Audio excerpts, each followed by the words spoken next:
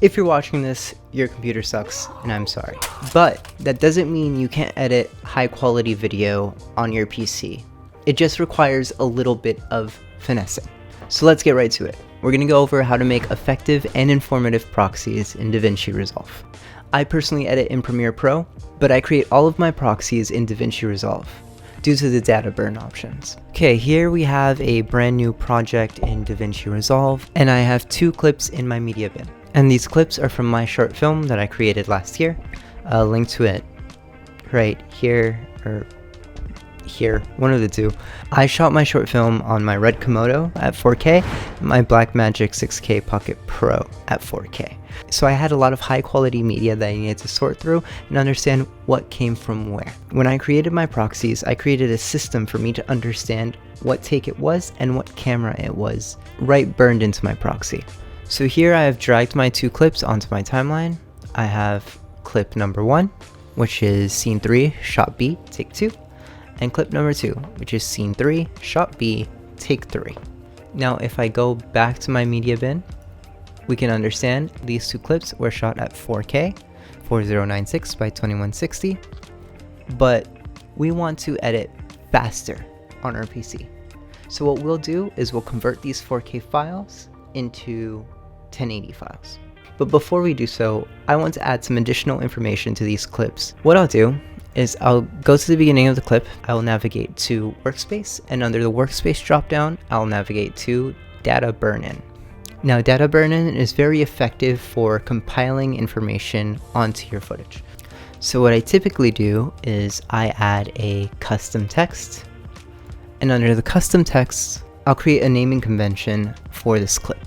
So since this is scene 3, shot B, take 2, what I do is I'll put in 3, capital B, dash 2. So now I know this is scene 3, shot B, take 2. Now to take this a step further, what I'll do is I'll add in the source time code. And I'll explain this further later on in this video. Now I can do you one better.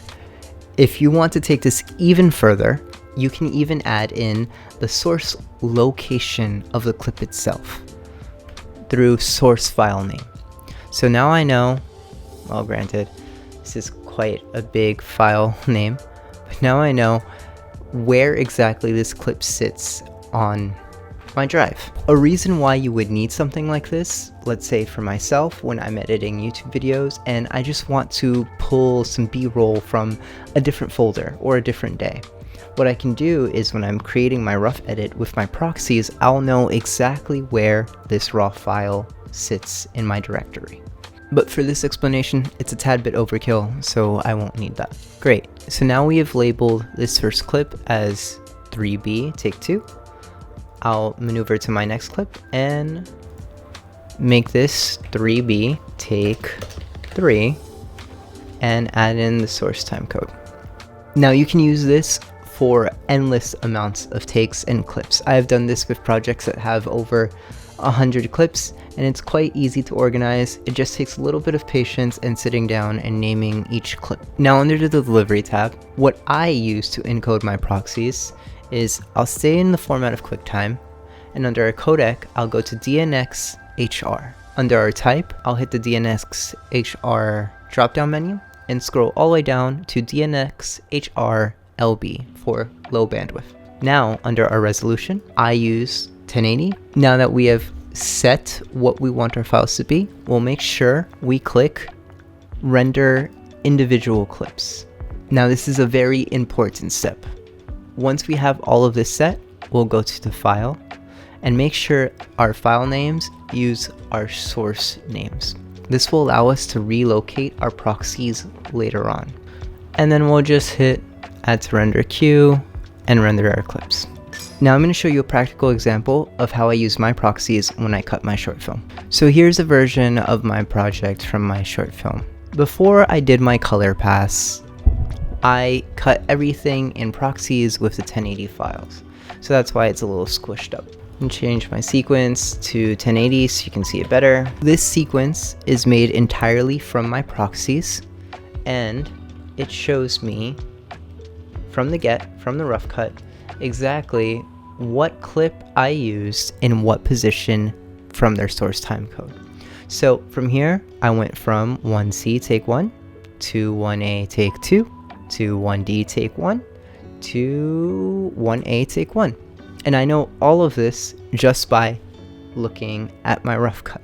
This helps you when you're going back and forth between clients, negotiating what portion of your clip you want to use, or just for your own personal sake.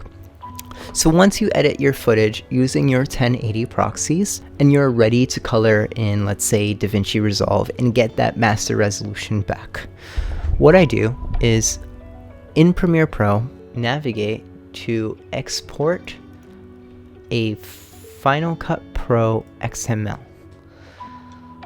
And once I export that XML, I can go back into Davici Resolve and import all of my raw media. This is very important because you want to make sure you're using your raw files. You see, so this is my raw resolution files. And from here, I'll go to File, Import Timeline, and look for that XML. Now, very important, instead of hitting automatically import source clips into media pool, uncheck this because you are using your raw material. From here, hit OK, you'll create the timeline, and all of your proxies will relocate itself back to the raw media. Let's cover another situation case where this is useful. Going back to when I edited this film, at the time I was traveling and I was using my laptop. My laptop cannot edit at the same capacity as my desktop. But what I did was I took those proxies and I put them off into a hard drive. Now with the project and my proxies in this hard drive, I was still capable of editing my film because my proxies were significantly smaller in terms of file size. So I was able to work on the go and then just migrate all of my work back onto my desktop. So that's how I use proxies to make my workflow a little bit more manageable and a lot more understandable and informative.